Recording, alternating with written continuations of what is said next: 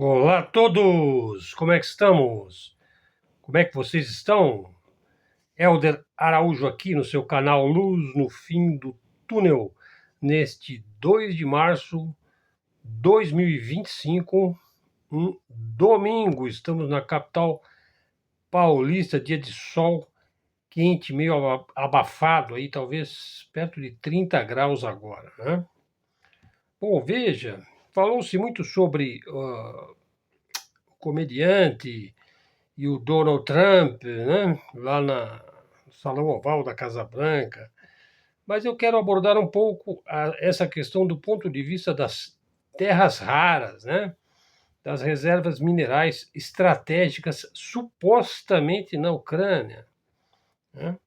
A verdade é que elas não estão na Ucrânia, porque as terras raras estão no Donbás, em Donetsk, Luhansk, Zaporizhia, Crimeia, e que hoje pertencem à Rússia, né?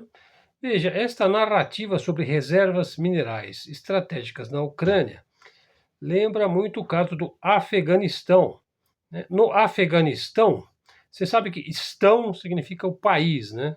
Quer dizer, o país dos afegãos, né? Uzbequistão, o país dos uzbeques, o Tajiquistão, o país dos tadiques, o Azerbaijão, o país dos azeris e por aí vai, né? Veja, no Afeganistão, alegações sobre trilhões de dólares em minerais foram usadas para justificar a continuidade da presença militar dos Estados Unidos, né? E as promessas não se concretizaram, né? E a China, que inicialmente se interessou, né, pelas reservas minerais do Afeganistão, parece que depois desistiu, ou não se sabe como é que está agora, né? Mas é muito mais provável que a China consiga se entender com os afegãos, né?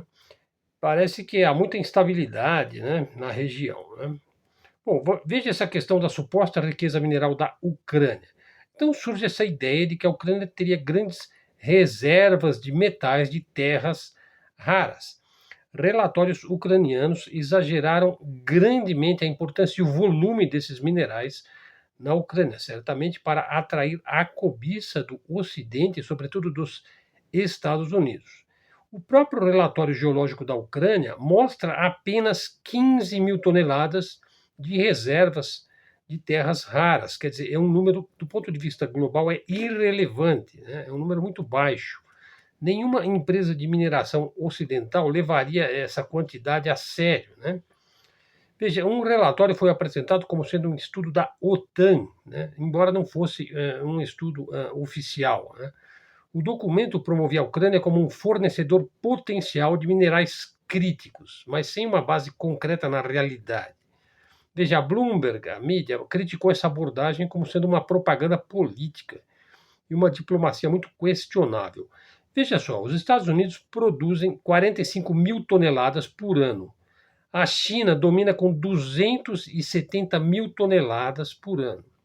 Então, por aí vocês já veem quem é que dá as cartas nesta área, quem é que faz a grande produção de terras raras é a China, né?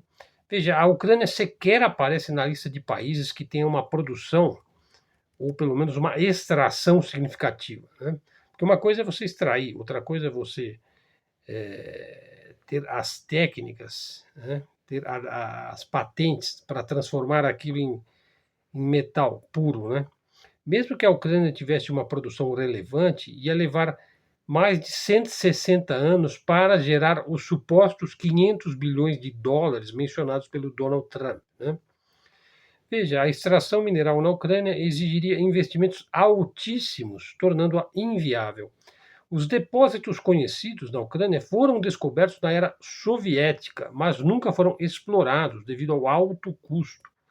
As mineradoras chinesas e ocidentais preferem fontes mais confiáveis e lucrativas. Por exemplo, a América do Sul, por exemplo, Bolívia, né? A Mongólia, o Brasil, né? A própria Rússia, China e por aí vai, né? Então, o discurso sobre riquezas minerais na Ucrânia é um pretexto usado para justificar o apoio econômico e militar.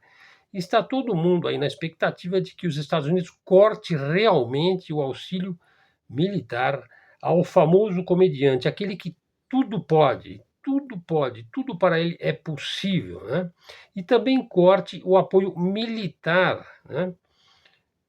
Parece que Elon Musk prometeu que os Estados Unidos vai sair da OTAN. Isso seria muito bom, né, para os Estados Unidos e também seria muito bom para a Rússia, né, e também seria muito bom para a China e até mesmo para o Brasil e seria muito ruim para a Europa. Mas eu estou naquele ponto, né, da análise geopolítica em que tomara que a Europa dance, né, nessa história, porque quanto mais ela dançar e afundar, melhor para o Brasil, né? Infelizmente, a geopolítica tem dessas coisas, né? A felicidade de uma nação é a desgraça de outra, né? E a gente precisa tomar cuidado com isso, porque a coisa pode se inverter também lá na frente, né? Veja, a história segue um padrão similar ao do Afeganistão, né? Onde falsas promessas de riqueza mineral foram usadas para sustentar a guerra. Se a Ucrânia realmente tivesse grandes depósitos, eles já estariam em exploração comercial e não estão. E como eu disse, as regiões realmente ricas de terras raras hoje são da Rússia, que ela conquistou legitimamente através da operação militar especial, que ela não teve nenhuma alternativa a não ser invadir a Ucrânia para impedir que o país apontasse armas nucleares para si. E também a única coisa que ela exigiu foi que o país não fizesse isso e também não entrasse para a OTAN nem para a União Europeia. Tudo que a Rússia quer é uma zona tampão naquela região. Tudo que o comediante quer é continuar a guerra e tudo que os Estados Unidos quer é se dar bem com a Rússia, né? Até mesmo para poder se concentrar no principal, que é fazer a sua guerra comercial contra a China, que também não vai bem para os Estados Unidos, né?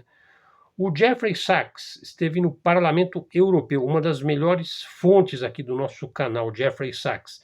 Ele fez uma crítica à geopolítica dos Estados Unidos, né, e também uma crítica a esta submissão europeia, né, às demandas do comediante, né, do Zelensky, né. No final de fevereiro, o economista Jeffrey Sachs fez uma palestra muito impactante. Ele denunciou a política externa dos Estados Unidos, a submissão da Europa e a manipulação desenfreada da mídia.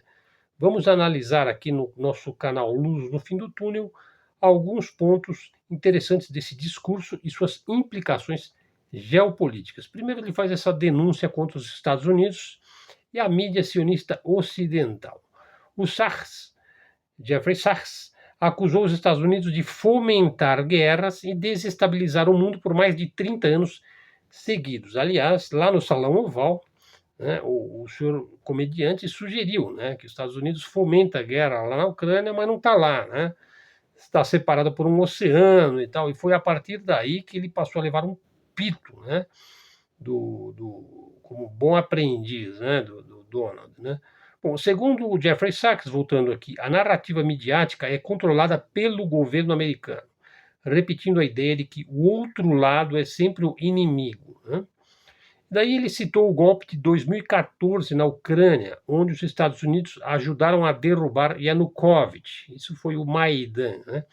A famosa ligação de Victoria Nuland dizendo "fuck you, União Europeia", "fuck you, União Europeia", né, comprovaria essa interferência, né? O Sachs esteve em Kiev durante os protestos do Maidan e afirmou que a revolução não foi nada espontânea, né? Os Estados Unidos é que financiaram e organizaram os protestos, fornecendo a logística e a mobilização, inclusive através de rede social, através de agentes infiltrados, através de dólares, através de influência, através de ameaças, né? Bom, então, assim, dizer que foi uma revolução da dignidade é uma completa farsa, né? E foi a partir dali que a Ucrânia já estava assinando, né, a sua sentença de morte, né? É um país flagelado hoje, né?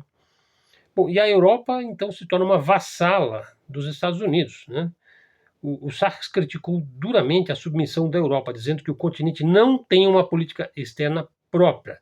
Ele destacou o fracasso do Acordo de Minsk, né, II, que previa autonomia para as regiões russófonas na Ucrânia. Mas, na verdade,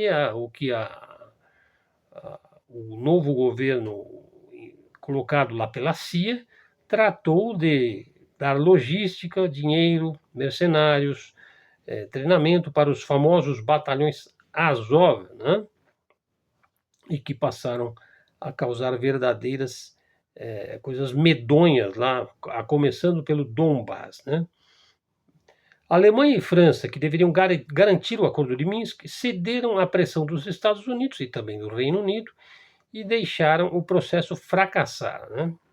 O Sachs revelou que antes da guerra pediu diretamente a Jake Sullivan, conselheiro de Joe Biden, que os Estados Unidos garantisse que a Ucrânia não entraria na OTAN. O Sullivan respondeu que não havia intenção de incluir a Ucrânia, mas se recusou a afirmar isso publicamente. O Sachs alerta que essa negativa levou diretamente à guerra, pois a Rússia queria garantias formais e não lhe foi dada essas garantias, né? Quer dizer, tudo foi feito para acuar ao máximo a Rússia e fazer a desgraça na porta da sua casa, né?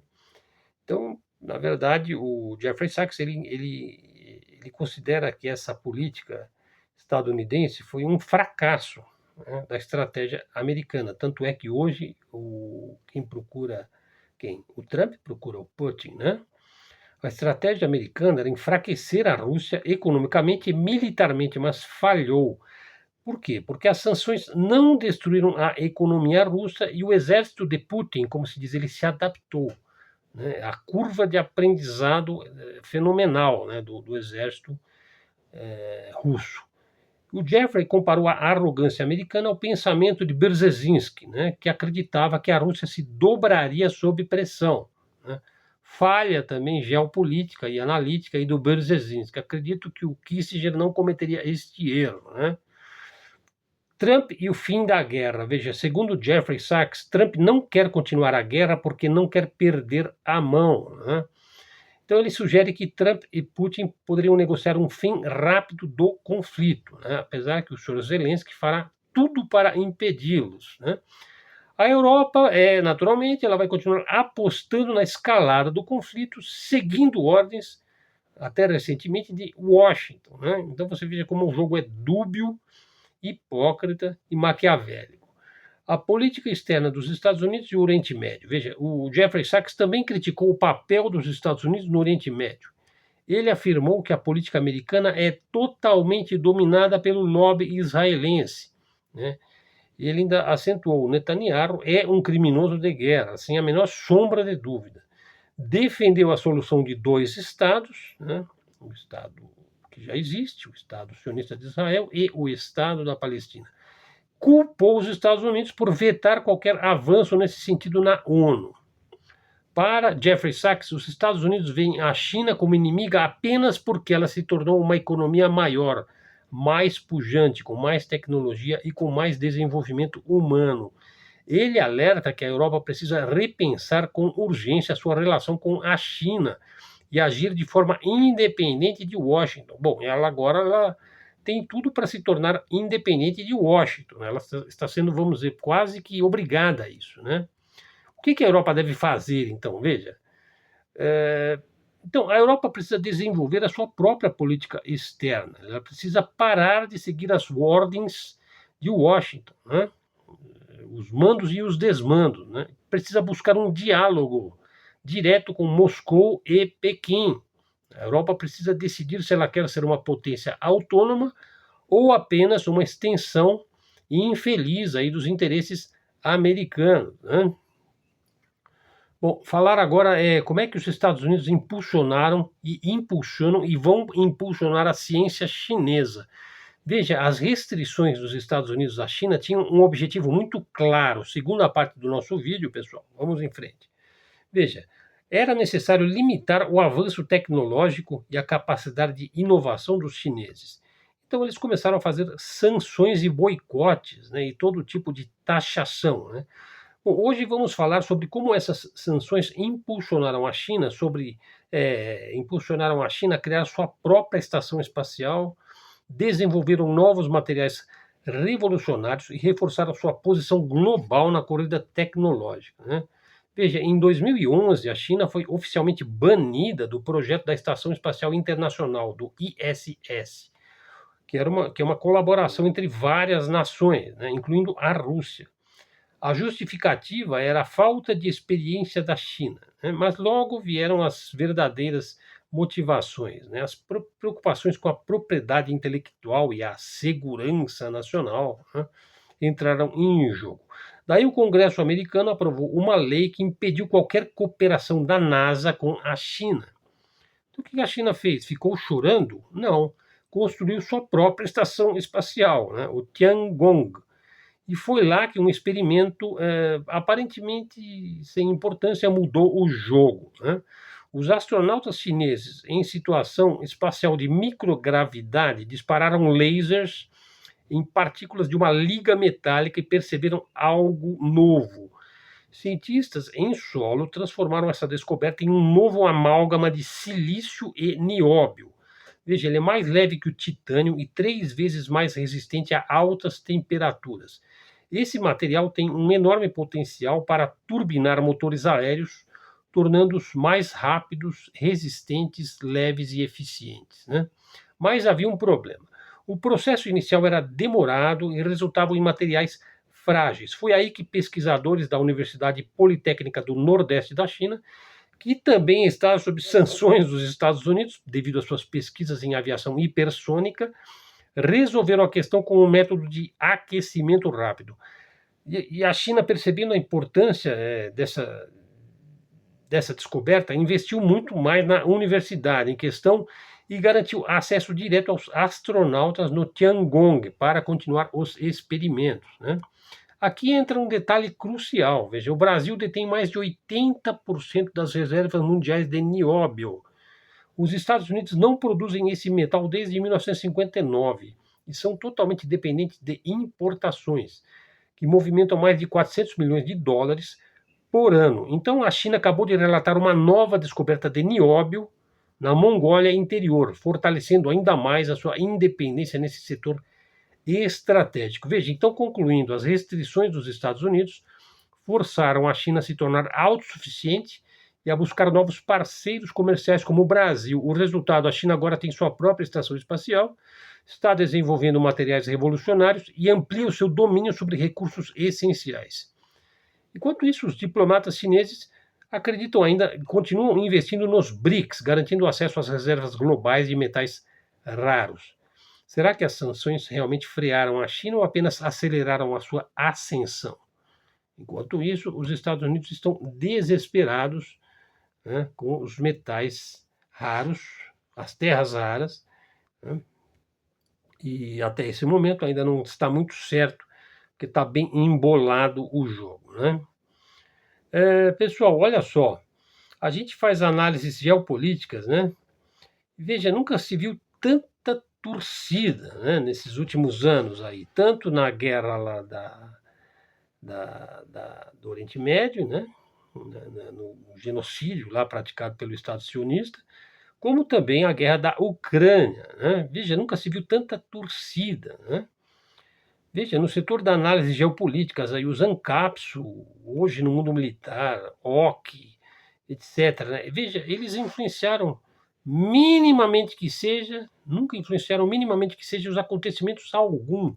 Acontecimentos algum. O que eu quero dizer? Que nenhuma torcida gera resultado algum. Torcedor segue sendo torcedor.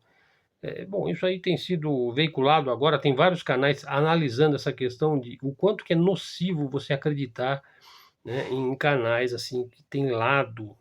Enquanto se trata de análise geopolítica, você não pode ter lado, senão a sua análise. Veja, eu particularmente, pessoalmente, eu posso ser um torcedor aí do mundo multipolar, dos BRICS, do Sul Global.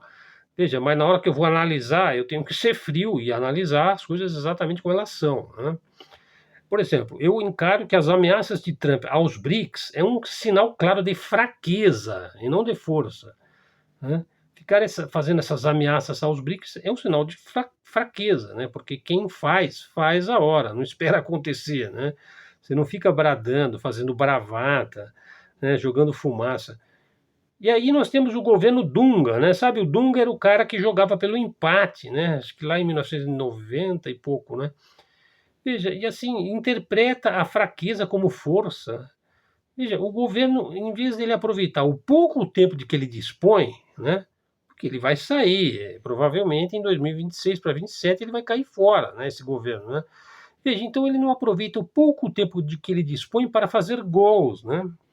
Ele acredita que fraqueza é força e não age, né, no sentido dos BRICS, né. Pessoal, eu mal falei sobre a coisa aí do comediante, né. Veja, mas olha só, a operação militar especial, né, ela começou como uma ação policial, como a gente sabe, né, que os russos estavam sendo trucidados lá na região do Donbas, e depois ela virou uma grande guerra do Ocidente liberal contra a Rússia, né. Guerra essa patrocinada pelos Estados Unidos, que chegou ao limite, né, quando Donald Trump resolve se aproximar da Rússia. Aliás, há que se dizer, a Rússia e os Estados Unidos, historicamente, eles sempre foram bons companheiros, hein? Veja, a tal ponto que a Rússia vendeu o Alasca para os Estados Unidos. Claro que na época do período soviético, né, houve aquela contenda, né, dos Estados Unidos, representando os interesses do Ocidente liberal, né, e a União Soviética representando os interesses do socialismo, né? Mas, assim, eu acho que eles estão voltando à sua vocação natural, que é de colaborarem, como sempre colaboraram durante bastante tempo lá na conquista espacial, né. O fato é que o tal do Zelensky, ele é um agente da CIA, né, com toda certeza, né. E você sabe que muitos agentes da CIA terminam mal, né, por exemplo, eu me lembro de alguns, o Bin Laden, né, o Pablo Escobar, né, pessoas que trabalham para si, em algum momento elas acabam se tornando desafetos, né, da inteligência estadunidense, ou melhor dizer, da inteligência globalista, né. O fato é que ele é um flagelo do seu próprio povo, né. Veja, vender a Ucrânia como se fosse a União Europeia, como se ela fosse da OTAN, ou como se ela fosse da Europa, veja, isso é puramente ideológico, não corresponde à realidade da Ucrânia. Veja, uma prova disso, né, que a Ucrânia não é de fato Europa, ou União Europeia, ou OTAN.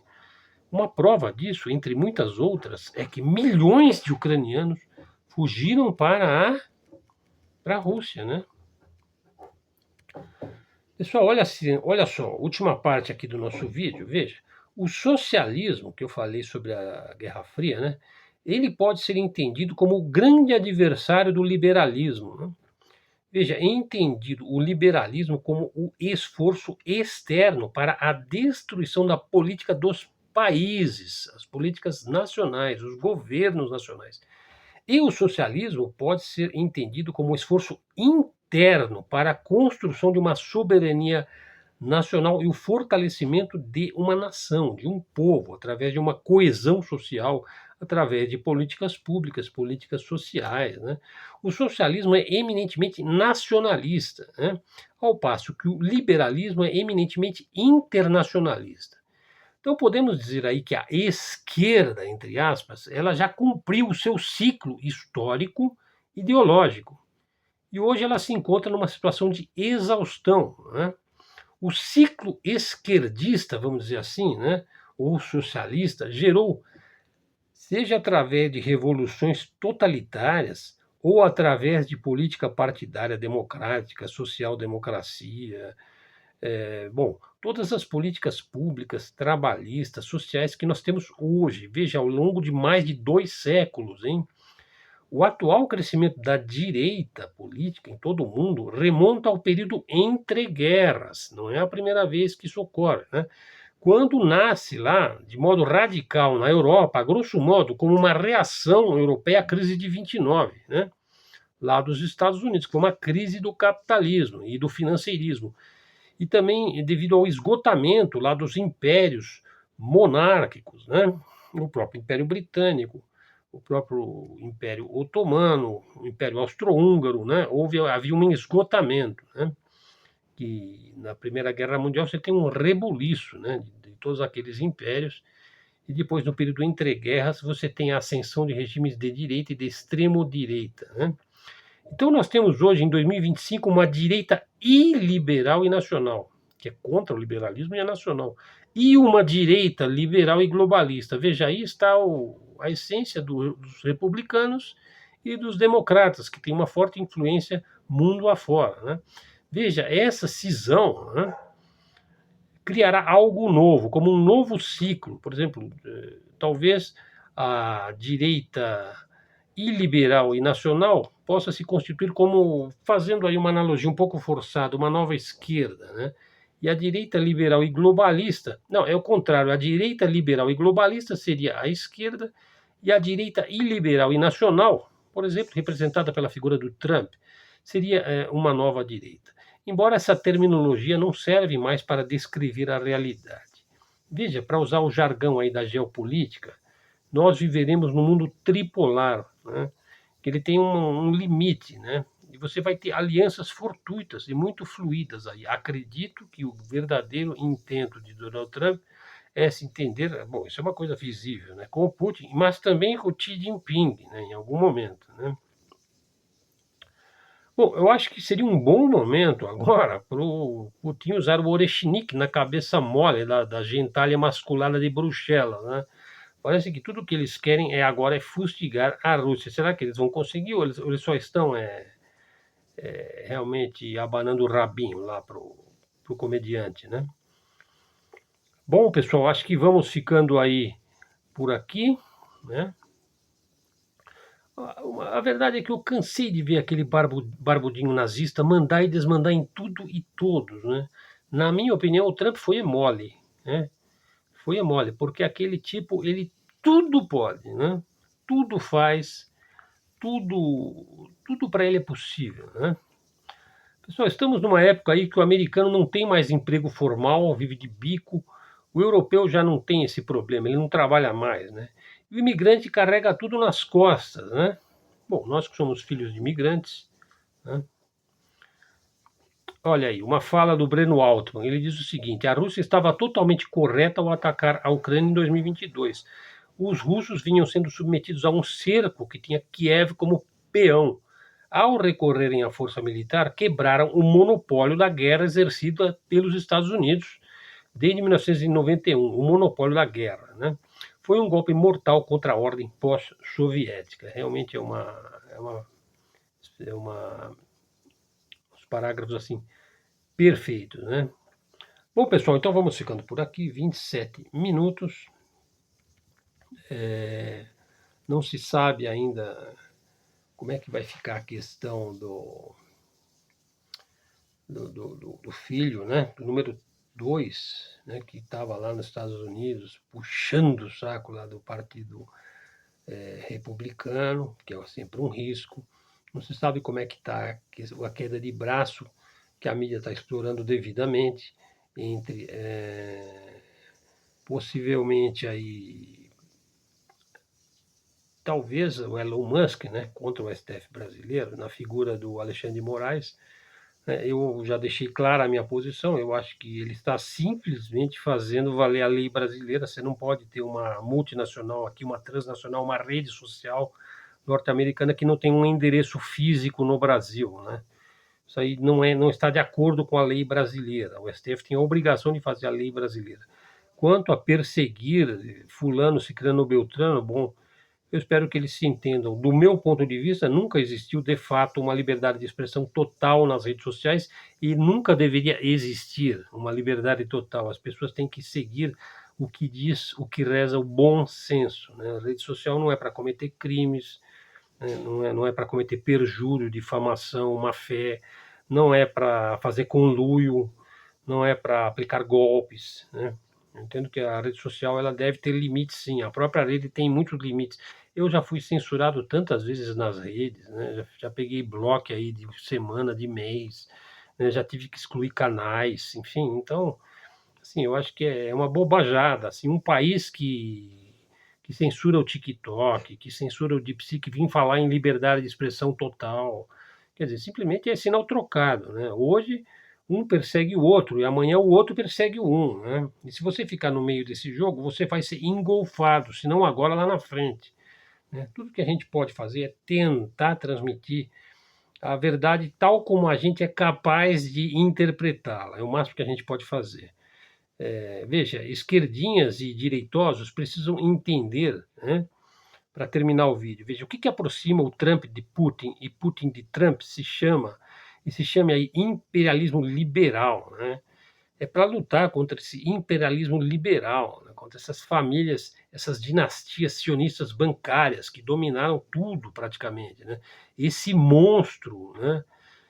Financeirista e concentrador de renda, criado nas mais poderosas lojas maçônicas inglesas, francesas e estadunidenses, né?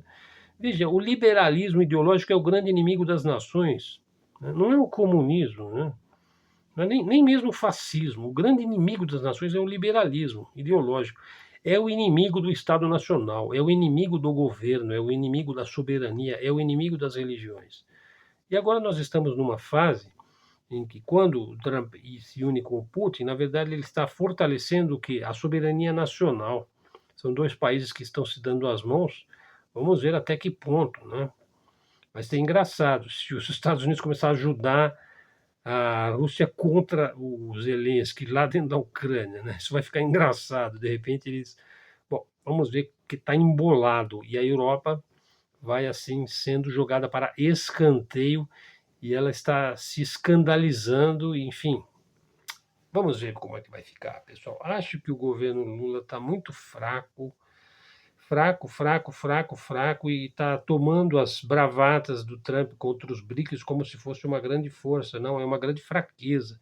Esse é o momento do Lula se aproximar mais dos BRICS, do Sul Global, né, e da própria possibilidade de ter um grande investimento dos BRICS aqui no Brasil. Vamos ver como é que vai ficar, né? Vamos lançando aqui uma luz no fim do túnel.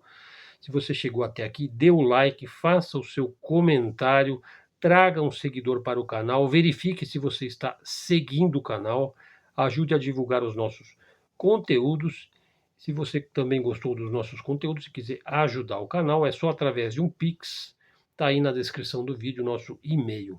Pessoal, obrigado por prestigiar a mídia independente, a mídia alternativa, canal de livre expressão, livre comunicação. Obrigado a todos, até a próxima e fiquem com Deus.